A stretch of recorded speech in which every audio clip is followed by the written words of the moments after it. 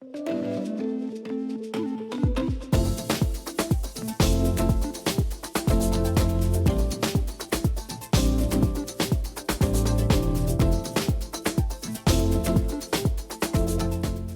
to AB3 Speaks with Monica and Takiyah, the podcast on academic business and branding, where we talk about planning, building, running, and growing a business as Blackademic women who want to share their knowledge with the world. I'm Takiyah Nur Amin, academic success strategist, dance scholar, and lover of all things luxury. I'm Monica A. Coleman, professor, religious leader, and mom to an active growing kid. We have over 25 years combined experience of sharing our academic knowledge beyond the classroom, and we're telling you all the things we wish someone had told us. We will share our values-led ways of monetizing your advanced education in today's global marketplace and highlight Blackademic women who are doing this with excellence and flair. So stay hydrated, make sure you have something to write on and write with, because class is in session. On the syllabus today is Theresa S. Thames, Thames, like the fancy river. We know how busy your schedule is, and we are absolutely thrilled to have you as a guest. We wanted to have you on the show since the very beginning. And, I was really racking my brain about it this morning, trying to remember how we met. And I really don't remember. You're one of those people who's been in my life so long. I feel so blessed for that I can't remember not knowing you, but I'm glad you're here. Oh, I'm glad to be here. The only thing would be better is if we were all together in like a living room somewhere hanging out. That's the only thing that would be better than this. Thank you for having me. When we get fancy and clear our schedules, we'll do that. It's more the schedules than the fancy part. We're already fancy. It's the schedule. Well, you know how we met. Mike, you are friends with my cousin, Sarah, who brought you with her to when I was signing books of bipolar faith and had a reading event at the Busboys and Poets. Oh my gosh, right. Thank you. Busboys and Poets in DC. So that was 2016. And you were just sharing with me a picture of me in my little branded t-shirt, Faith That Liberates, with longer hair from 2016. I first met you. And then you just kept popping up everywhere. I'm like, wait, I met her. I know her now. And I got your cards. I probably still have, I don't throw cards away. So I probably still have your cards somewhere. It was such, when Sariam was my neighbor and she was just a lifesaver. And when she said you were cousins, I was like, the bipolar faith woman is your cousin? And by the time your book came out, I'd already moved to New Jersey and I drove all the way down just to come to the book event. So. Oh, that was so nice. I didn't know that part. Yeah. And now we're just cousins. All of us, all three of us, we're just cousins. This is wonderful. Okay, so one of the things we like to do with all our guests is to ask, can you talk to us about your academic training and specialty, just so that our listeners have a sense of your personal academic trajectory and the disciplines in which you have expertise? Oh, that's such a great question. And it also makes me laugh because I didn't really have a trajectory. I went to Howard on a biochemistry scholarship. And I loved science, I loved calculus, math. And even though you might be good at something doesn't mean that's what you're supposed to do. And that was solidified for me when 9/11 happened, that at 14 years old, I had a clear calling that I was going to be a pastor. I had no role models for it. But when 9/11 happened and I'm at Howard and the world is literally on fire, we saw smoke billowing from the Pentagon. I went to a grad school fair and the divinity school was there. And I'd never heard of a divinity school, never heard of seminary before. I'm from Mississippi. People get called by the Lord and they just go do it. So I didn't know that there was formal training of doing it.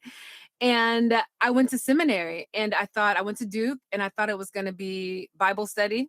And it wasn't. It was deep theological education that I loved.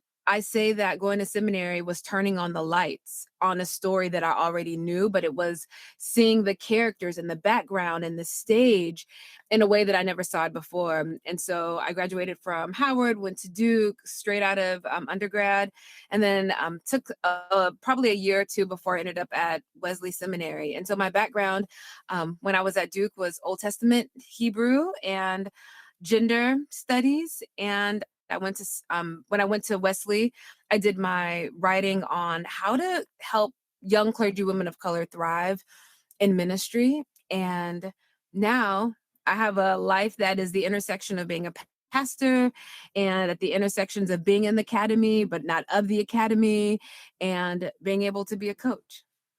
Well, this is exactly why we wanted to talk with you.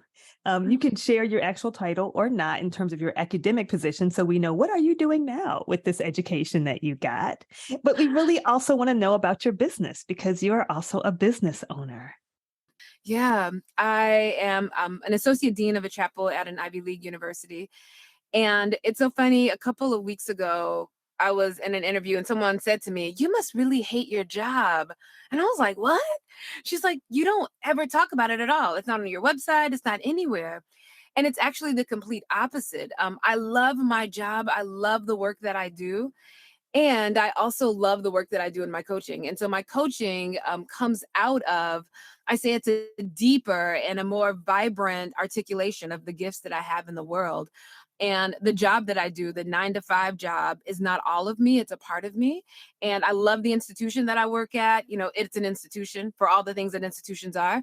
But I'm really thriving in that work. And I know that I'm thriving in that work because I have my own thing, and it's my business, Soul Joy Coaching. And you have this powerful tagline because every time I see your face, I want to say, you can live a life that brings your soul joy. It is possible to live a life that brings your soul joy. And it actually, my business came out of the pandemic. And what happened was that I'd been in this role for about 6 years by then. I had served as a local pastor for 9 years before coming to an institution, to a higher education. And when I came into this role, I really did have to find my way. I had to find my people. I had to find community. Like most college towns, it's very white. Why with the long I? It's not a place where I saw many women, people like me. Just my identity, my body, just all the ways that I showed up in this space. And I had to find ways to really make it work for my life. And I did. And I really have created a community here. But when 9/11, when COVID happened, Black women were contacting me about how they had been elevated in their organizations or their institutions, and they were finding themselves burnt out. And what I knew was that it's possible for us to be able to live the lives that we want without burning out, without risking everything to save institutions that if something were to happen to us, they would hire somebody the next week. And so I put together a curriculum that really is based off of my doctoral research around what are the areas of thriving. And I had one client and that snowballed into 10 clients. And now 2 years later, it's a full business. I have a team and I really do love it. You know, I appreciate so much of what you've said because, like many of our listeners, a lot of us still have day jobs, are still active in the academy. We've earned our credentials. We like our institutions, or at least enough to stay there. We appreciate the colleagues we have. We enjoy the work we do. But, you know, the way I like to think of it is that sometimes our day jobs just aren't big enough to hold our full calling and to support all that we want to do and be in the world.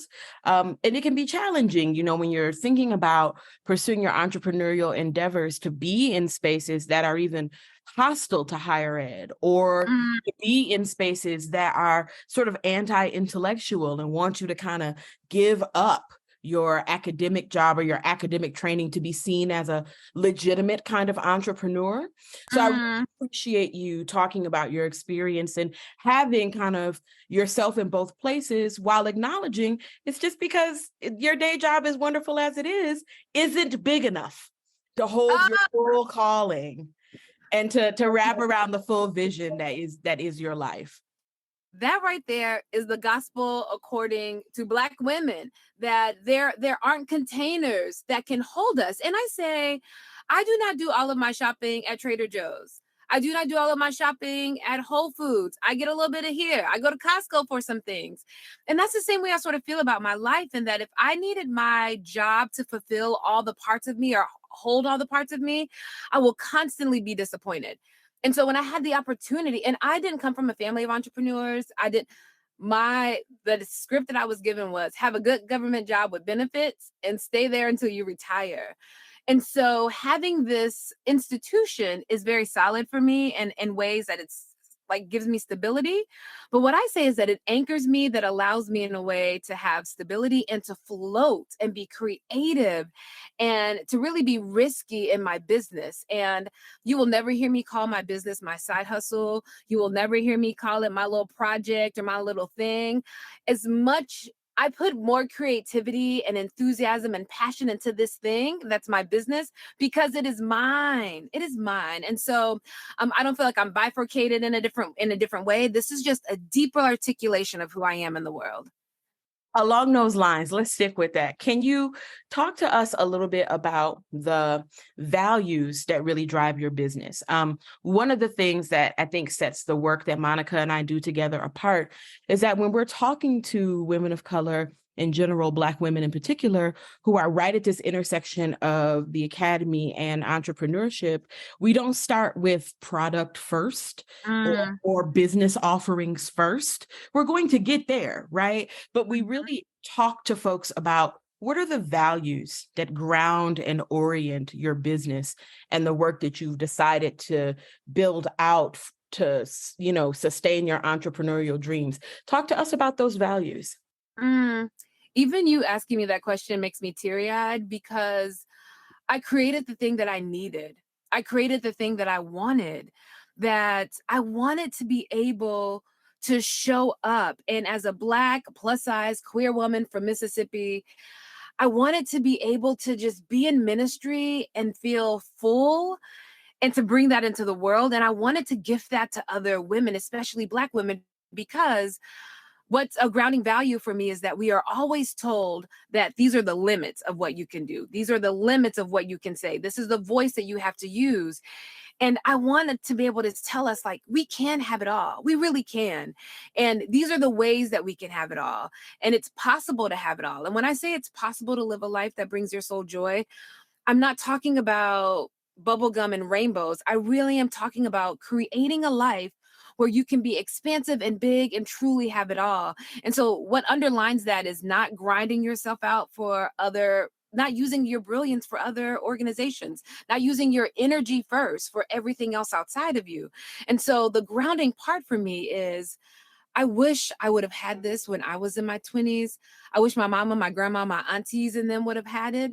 And I wish, and I want so many other Black women who are in the academy to know that these institutions do not make us. We are doing them a favor by being in these institutions.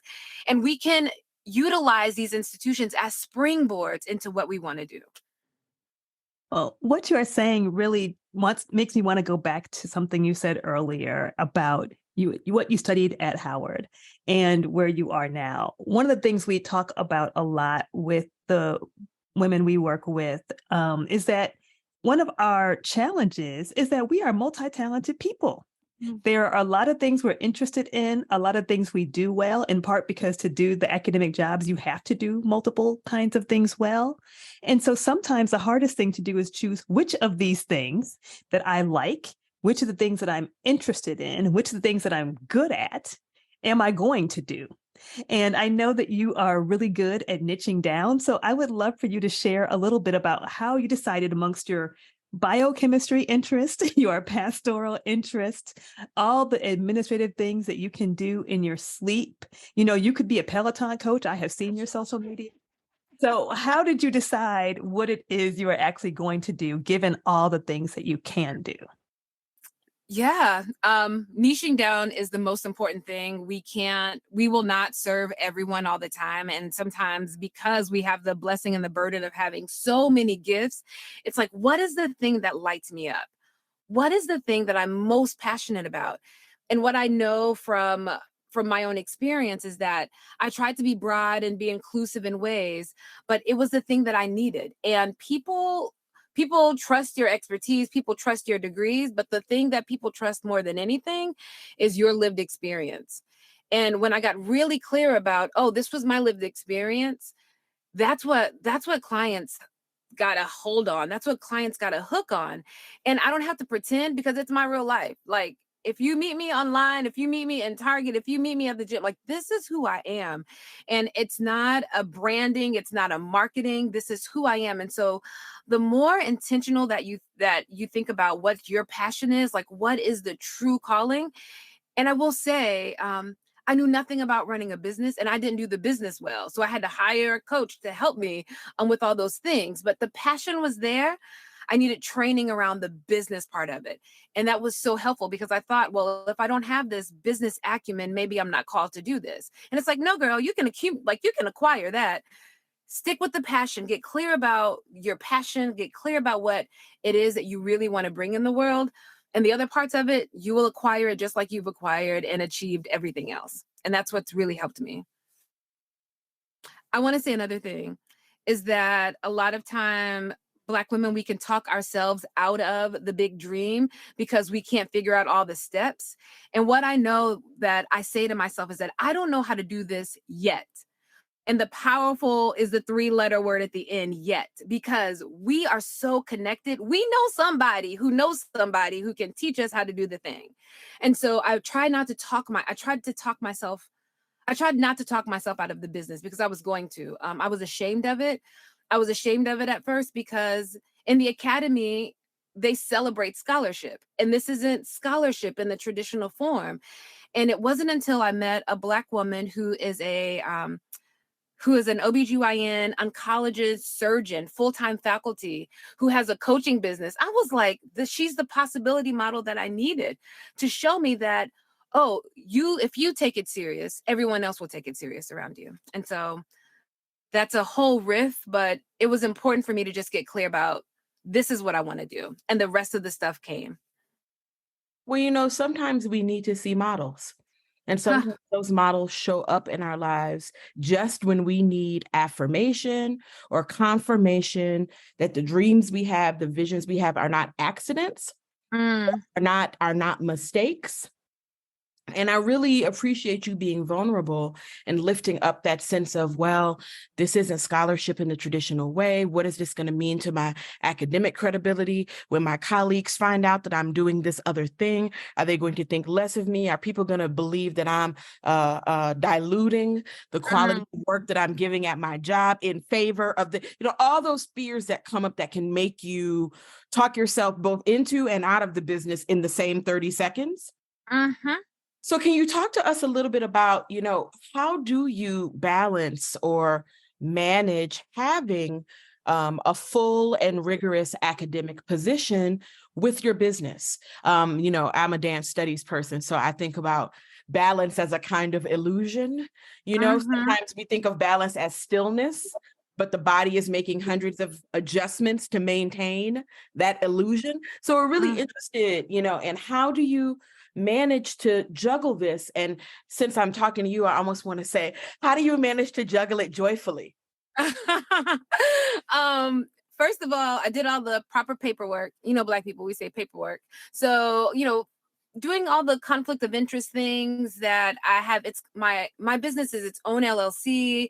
I use my own resources, my own time. I have a separate laptop. I have a separate everything because that's important for me to have a clear delineation between what I'm doing for my institution and what's mine. And God bless the child that has their own. Like I have my own, and so that's important for me. But then I am a very consistent, disciplined person around my schedule. And so I do the institution's work during the time that I set aside to do that work. I really am very careful about, I say, the bleeding of weeds creeping in at certain times. When I show up to my work, I do it 100%. And when I am done, I am done. I see my clients at a certain time, and my business is very, very lean. When I say very lean, I don't have a ton of bells and whistles. It's almost like going to a barbecue joint, and it's like we sell barbecue, and that is it. We don't sell all these other bells and whistles. Like this is what I do, and that is it. And honing in and getting very small on my scope of expertise also allowed me freedom, because I got so overwhelmed looking at everybody else. And I was like, maybe I should offer this. Maybe I should do this. Maybe I should do this talk. Maybe I should write this thing. And I have this alignment of, does this align with my core values? And what's the use of me having a business about joy and rest and ease if I'm stressed out and tired and burnt out? It doesn't work that way. And so I got really clear about what I was doing, honing in on the times of day that I do the things that I do, and I keep it really lean. So even at work, I show up 110%, and I'm able to pay attention there. But when it's time for me to leave, I'm not up doing institutional work at 4 a.m. I'm not staying late and exhausting myself and trying to prove myself at my institution. No. You know how exciting clear boundaries are to us.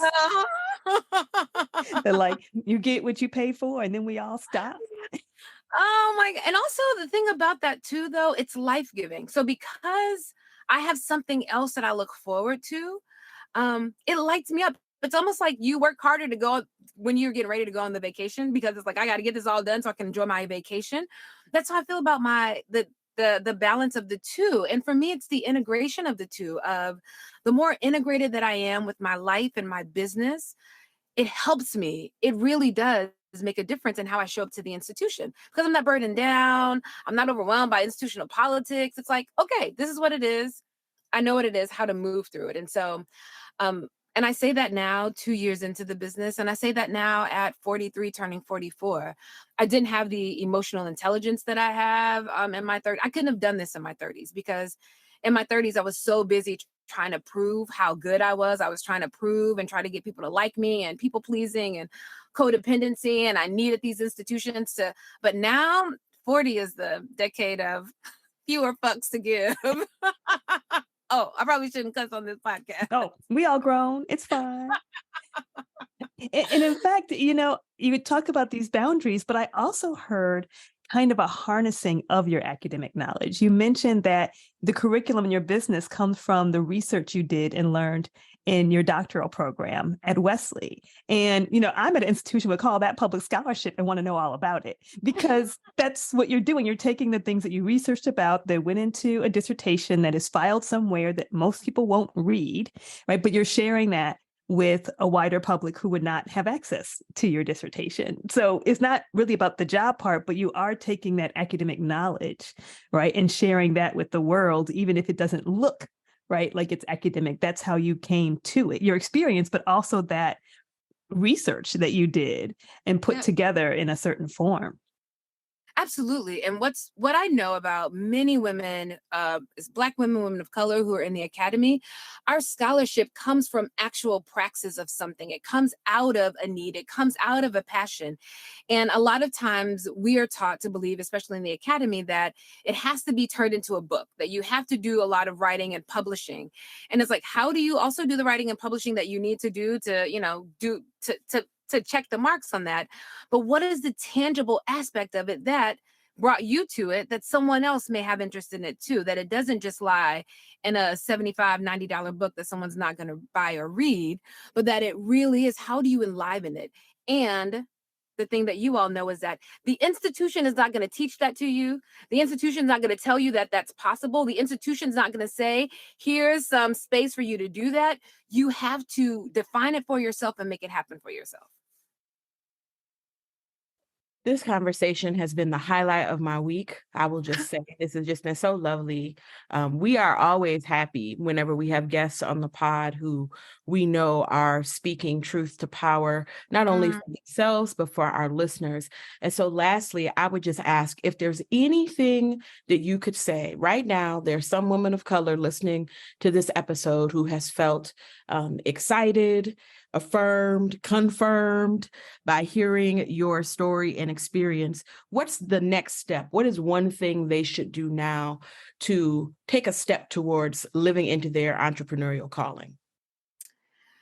Oh my goodness. I would say the next faithful step is find your people.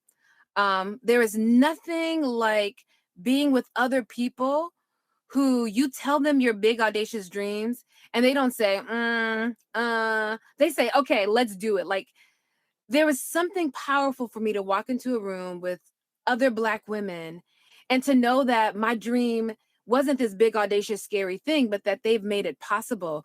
And so, who are the people next to you? You don't have to have it all figured out. Trusting the people in the room. So whether it's Monica and Takiyah, no matter who it is, it's like you cannot do this work alone. You need people, you need guidance. You're not going to know it all. You also need a place where you can make mistakes and be vulnerable. Um, this is the inner circle of what I call like the good space, like the delicious part of life of how do you surround yourself with the people that you need? And it's delicious. It truly is delicious. And that's been my saving grace of I didn't have to pretend that I had it all together. I didn't have to pretend that I had all the tools worked out because I've surrounded myself with people who are generous with their knowledge, who are generous with their kindness and their love and their grace. That's allowed me to soar and to do it all. But I want to ask you something we did not have a chance to ask you. So you have talked about how your business helps you to be all of who you are, having your business and your academic job, and of course, a personal life, and it brings your soul joy. But what else is it that you can do, maybe even tangibly, but what does your business allow you to do because you have your business? Oh my goodness. It allows me to engage in the world in so many different ways. So I have my business, it's my own.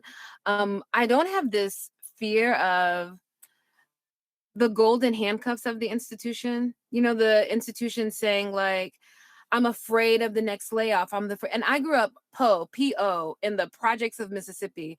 And so security, financial security is important to me. So I have my own voice.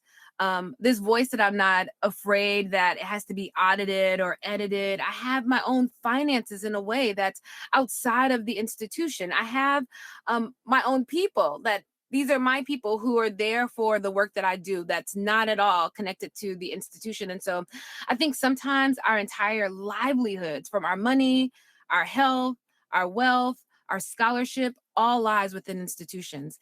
And having my own gives me freedom, Monica, like freedom that it's hard for me to put in words because I did not even know that it was possible for me to have this type of freedom. And so I'm just thankful for the every level of freedom that I feel having my own business. I love that because sometimes for people, it can feel like this is one more thing to do, or there's so much I don't know, and it can feel hard. But I love that you're sharing about this payoff. And of course, there are hard things in anything, right? There's nothing worth having is going to be like a bed of roses the whole time. But I love that you shared how it is just giving you so much more freedom for your life in general, so that you can make decisions probably with more confidence than you might if you did not have your business. Absolutely. And that was a mindset shift that I had to make, is that my business is not the institution and I cannot run my business like the institutions or businesses, basically white male models of leadership and bureaucracy and money and capitalism. That I run my business like a black woman who's thinking about freedom, and so even my gauges of success, even my gauges of impact are very different than what an institution would give me credit for. And it's because I've had to learn just a new narrative around success, a new narrative around business. And it's like, I cannot be beating myself up around my business. And it's hard in the beginning because just like anything you're learning new, it's hard. Um, but now I have so much breathing room to you. And I've only been at this for 2 years. 2 years later, it's made a world of difference. And I think probably twice a year within these 2 years, I'm like, I'm going to quit. I'm going to quit. I'm going to quit. And I wouldn't dare. I couldn't imagine not doing this. And, I always tell my students that that's a sign of healthiness, right? That if you don't look up one day, every X number of months ago, you know what? I don't need to do this about anything, even your day job, because it's a reminder that we choose what we're doing and that we have to re-choose it. Or maybe you don't have to. Maybe it's making you miserable and maybe you shouldn't, that you're not trapped necessarily. And so I think that I'm done kind of feeling is super healthy for doing great things, even if it means you reach out, you re-choose it, or you stop doing it so you can do something else that feels better. One thing that I want to add too is that you probably won't hit 100 out the park the first time. And what I've learned is that I have to think of my business like the iPhone. Do y'all remember the first model of the iPhone? It was like, it didn't have no camera. Like it was like, and now we're on model 14. And so it's like, okay, put it out there, see what sticks, come back, flip it, reverse it, remix it, do it again. The And so iPod with the wheel. yes. We giving ourselves grace. And because Black women, we don't get a lot of grace from outside of us because resources are often scarce. We don't have chances to make a lot of mistakes. Realizing that, okay, the mistakes is just fuel, just information for the next thing. And so over the 2 years, I've had to like pivot and think about and niche down. I would have a group of clients and I'd be like, honey, this ain't it. Okay, let me think about it again. Like, what are the things that I'm looking for? And so giving yourselves also that, don't wait till you think that it's perfect, or if something goes wrong, it's not a failure, it's just information, and you just keep showing up to it. And so to the quitting and to the getting it wrong, like that's just part of it. It's part of it. And I'm thankful that I didn't wait until I had a website and branding and a logo and a motto until I started. Literally started my business with getting an LLC from the state and a Zoom account. It doesn't have to be perfect. I'm reminded that nothing beautiful ever is. It doesn't have to have every bell and whistle. Just because you see other people out in business space with all of these shiny things doesn't mean that they're doing well or that their business is even successful. So, as they say where I'm from, don't get so caught up in what it looks like, you forget what it is. This conversation has just given us so much good information and oriented all of us, I think, to not only leaning into the fullness of what we've been called to bring into the world, but to do it in a way that feels authentic to who we are, right? That we don't have to somehow become someone else to be a business owner. Yes, you will grow. Yes, you will develop. Yes, you will change. But at the core of it, Black women, women of color don't have to change the truth of who we are in order to be successful, viable, important business people in the world. And I think that that's just so important. And it really lifts up what Monica and I are trying to do with the academic business and branding brain trust in terms of cultivating community around our particular entrepreneurial needs and building a space where we can dream and grow together. I love it. I am wholeheartedly on team. Get you some people. And so the work that you and Monica are doing, it will literally shift people's entire lives. It will have ripple effects for generations, because once you see that it's possible, and once people let you know, like there's an exit behind this bookshelf, people will be running for the exit. Running for the exit. Thank you all for this generative and life-giving work that you're doing. I'm excited about it. And thank you for trusting me to be on here. And thank you for all the ways that you both teach me and guide me and are part of my village. And I'm so thankful.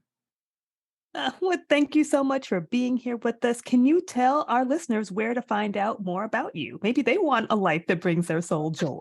I mean, who doesn't? You can find me on Instagram, Theresa S. Thames. You can find me on my website, theresathames.com, souljoycoaching.com. Instagram and Facebook and my website are the main places where you can find me. And on podcast sites? Yes, my podcast, the Soul Joy Mindset Podcast. How did I forget about that? The Soul Joy Mindset Podcast also is available on Spotify, Apple, iTunes, anywhere where you listen to your podcast. Great. Thank you so much. And we will put links to these in the show notes where you can find them. It's been wonderful chatting today. So glad you were here. Thank you for joining us for this episode of AB3 Speaks with Monica and Takiyah. We do this podcast because we want to serve and support Blackademic women's entrepreneurial dreams. So subscribe and leave us a rating and review on iTunes or Spotify or wherever you listen to your podcast. We read every one, and this will help others to find the show.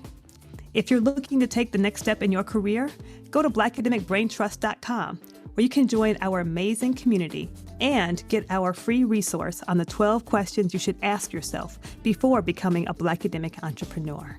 Our mission is to nurture your entrepreneurial dreams within and beyond the Academy and build a business that both sustains and offers you freedom. We look forward to you finding and joining us at blackademicbraintrust.com. Because we want you to win.